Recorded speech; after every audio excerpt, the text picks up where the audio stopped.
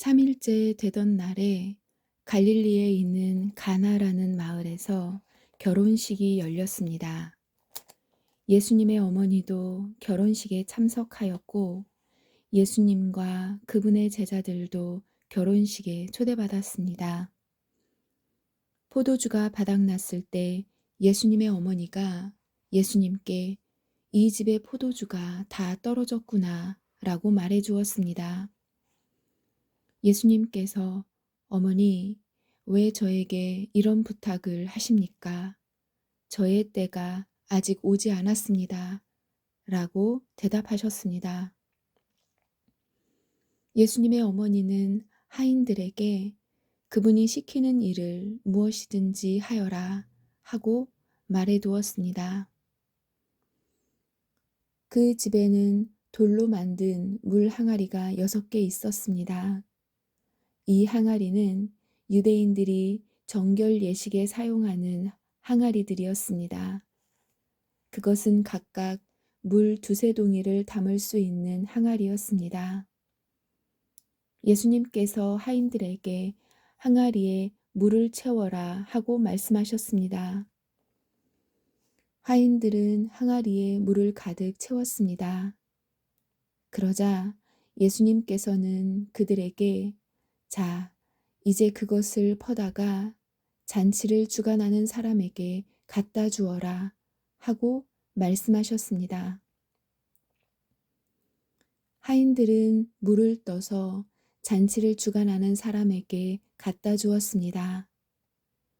하인이 떠다 준 물을 잔치를 주관하는 사람이 맛보았을 때 그 물은 포도주가 되어 있었습니다. 그는 그 포도주가 어디서 난 것인지 알지 못하였지만 물을 가져온 하인들은 알고 있었습니다. 잔치를 주관하는 사람은 신랑을 불렀습니다. 그리고 그에게 사람들은 항상 처음에 좋은 포도주를 내놓고 손님들이 취한 다음에는 값싼 포도주를 내놓는 법인데 당신은 지금까지 가장 좋은 포도주를 보관하고 계시군요. 가장 좋은 포도주를 보관하고 계셨군요.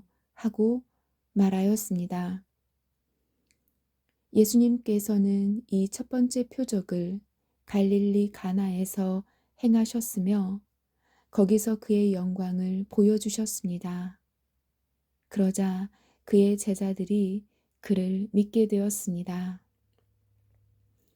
이 일이 있은 후 예수님께서는 그의 어머니와 형제들과 제자들과 함께 가버나움이라는 마을로 가서 며칠 동안 머무르셨습니다.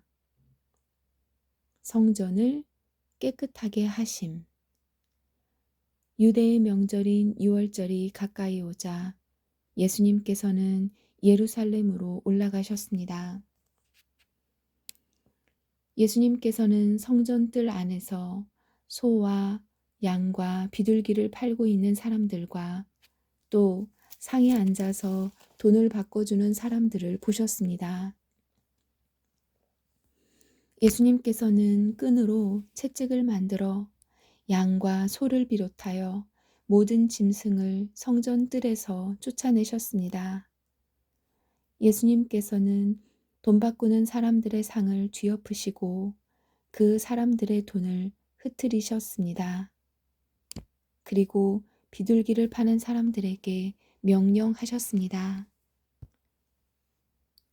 이것들을 여기서 치워라. 내 아버지의 집을 시장터로 만들지 마라. 이때 제자들은 성경에 주님의 집에 대한 나의 열심이 불처럼 나를 삼켜버렸다라고 기록된 것을 생각하였습니다. 유대인들은 예수님께 당신은 당신에게 이런 일들을 행할 권리가 있다는 것을 증명할 무슨 표적을 행할 수 있습니까? 하고 물었습니다. 예수님께서는 이 성전을 허물어라. 그러면 내가 3일 만에 이것을 다시 세우겠다 라고 대답하셨습니다. 그러자 유대인들은 이 성전을 건축하는데 46년이 걸렸는데 당신이 3일 만에 다시 세우겠다는 겁니까? 라고 반문했습니다. 그러나 예수님께서 말씀하신 성전은 그분 자신의 몸을 가리키는 것이었습니다. 예수님께서 죽은 자들 가운데서 부활하신 후에 그분의 제자들은 예수님께서 이렇게 말씀하신 것을 기억하였고 그들은 성경과 예수님께서 하신 말씀을 믿었습니다. 예수님께서는 모든 사람을 아심. 예수님께서 예루살렘에 계시는 유월절 기간 동안 많은 사람들이 그분이 행하시는 표적을 보고 예수님을 믿었습니다. 그러나 예수님께서는 모든 사람을 알고 계셨기 때문에 자기 자신을 그 사람들에게 맡기지 않으셨습니다. 예수님께서는 사람들의 마음속에 무엇이 들어있는지 알고 계셨기 때문에 사람에 대해서 어느 누구의 증언이 필요가 없었습니다. 3장 예수님과 니고데모. 바리새인들 중에 니고데모라는 사람이 있었습니다. 그는 유대 공의회 의원 중 한 사람이었습니다.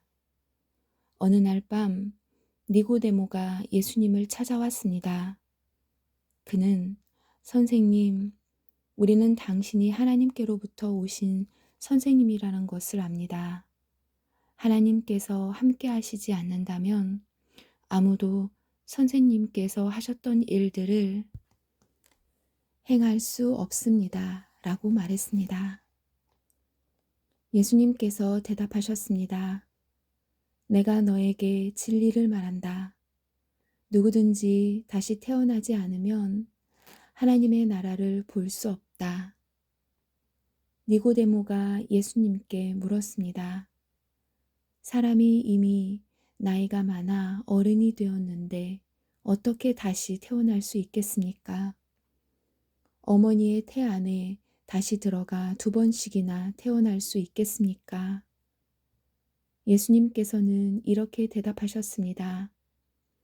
내가 너에게 진리를 말한다. 누구든지 물과 성령으로 태어나지 않는다면 그 사람은 하나님 나라에 들어갈 수 없다. 사람이 육체적으로는 그의 부모로부터 태어나지만 영적으로는 성령으로부터 태어난다. 내가 너에게 다시 태어나야 한다라고 말한 것에 너무 놀라지 마라. 바람은 제 맘대로 부는 법이다. 너는 바람 부는 소리를 듣지만 그 바람이 어디서부터 와서 어디로 가는지는 알지 못한다. 성령으로 다시 태어나는 모든 사람도 이와 같다. 니고데모는 이런 일이 어떻게 가능할 수 있습니까? 라고 물었습니다. 예수님께서 대답하셨습니다. 너는 이스라엘의 선생인데도 이 일들을 이해하지 못하느냐? 내가 너에게 진리를 말한다. 우리는 우리가 아는 것을 말하고 우리가 본 것을 증언한다. 그러나 너희는 우리가 증언한 것을 받아들이지 않고 있다. 내가 너희에게 이 세상의 일들에 대해 말했는데도 너희는 나를 믿지 않는데 내가 너희에게 하늘의 일들을 말한다면 너희가 어떻게 믿겠느냐? 하늘에서 내려온 사람, 곧 인자 외에는 하늘에 올라간 사람이 아무도 없다. 모세가 광야에서 뱀을 높이 들었던 것처럼 인자도 들려야 한다. 그것은 그를 믿는 사람들에게 영생을 얻게 하기 위해서이다. 이와 같이 하나님께서는 세상을 사랑하여 독생자를 주셨다. 이는 누구든지 그의 아들을 믿는 사람은 멸망하지 않고 영생을 얻게 하려 하심이다. 하나님께서는 세상을 심판하시기 위해 그의 아들을 세상에 보내신 것이 아니라 자기 아들을 통하여 세상을 구원하시기 위해 아들을 보내신 것이다. 하나님의 아들을 믿는 사람은 유죄 판결을 받지 않는다. 그러나 그를 믿지 않는 사람은 이미 유죄 판결을 받은 것이다. 그것은 사람이 하나님의 독생자의 이름을 믿지 않았기 때문이다. 판결 내용은 이렇다. 빛이 세상에 와 있지만 사람들은 빛보다는 어두움을 더 좋아하였다는 것이다. 그들이 어두움을 더 좋아하는 것은 그들의 행위가 악하기 때문이다. 악을 행하는 사람마다 빛을 미워하며 또한 빛으로 말미암아 자기의 행위가 폭로되는 것이 두려워 빛을 향해 나오지 않는다. 그러나 진리를 행하는 사람은 그가 행한 모든 일들이 하나님을 통하여 행한 것이라는 사실을 나타내기 위해 빛을 향해 나온다. 예수님과 세례자 요한. 이 일이 있은 후 예수님과 그의 제자들은 유대 지방으로 갔습니다. 예수님께서는 거기서 그의 제자들과 함께 머무르시면서 사람들에게 세례를 주셨습니다. 세례자 요한도 살렘 근처에 있는 에논에서 세례를 주었습니다. 이는 그곳에 물이 많고 사람들도 계속해서 자기에게 나아왔기 때문입니다. 이때 요한이 아직 감옥에 갇히기 전이었습니다. 요한의 제자들 중 몇 사람과 유대인 사이에 정결 예법에 대한 논쟁이 벌어졌습니다. 그래서 그들은 요한에게 와서 선생님, 요단강 동편에서 선생님과 함께 계시던 분, 즉 선생님께서 이전에 증언하셨던 그분이 지금 세례를 주고 계십니다. 모든 사람들이 그분에게로 가고 있습니다. 라고 말했습니다. 요한이 대답했습니다. 하늘의 하나님께서 주지 않으시면 사람은 아무것도 받을 수 없다. 너희들은 나는 그리스도가 아니며 그분보다 앞서 보냄을 받은 사람이다 라고 말한 것을 들은 증인들이다. 신부의 주인은 신랑이다. 신랑을 기다리며 그가 오는 소리에 귀를 기울이는 신랑의 친구는 신랑의 소리를 듣고 대단히 기뻐한다. 나의 기쁨도 이와 똑같은 것이다. 나의 기쁨이 이제 이루어졌다. 그분은 점점 더 위대해질 것이고 나는 점점 더 사람들의 관심에서 멀어지게 될 것이다. 하늘에서 오신 분, 위로부터 오신 분은 모든 것 위에 계신 분이다. 땅으로부터 온 사람은 땅에 속하여 땅의 일을 말한다. 그러나 하늘로부터 오신 분은 모든 것 위에 계신 분이다. 그분은 그가 보고 들었던 것을 증언하신다. 그러나 아무도 그분의 증언을 받아들이지 않는다. 그분의 증거를 받아들이는 사람은 하나님이 참되신 분이라는 사실을 인정한다. 하나님께서 보내신 그분은 하나님의 말씀을 전하신다. 하나님께서는 그분에게 성령을 한없이 주셨다. 아버지는 아들을 사랑하셔서 모든 것을 그의 손에 맡기셨다.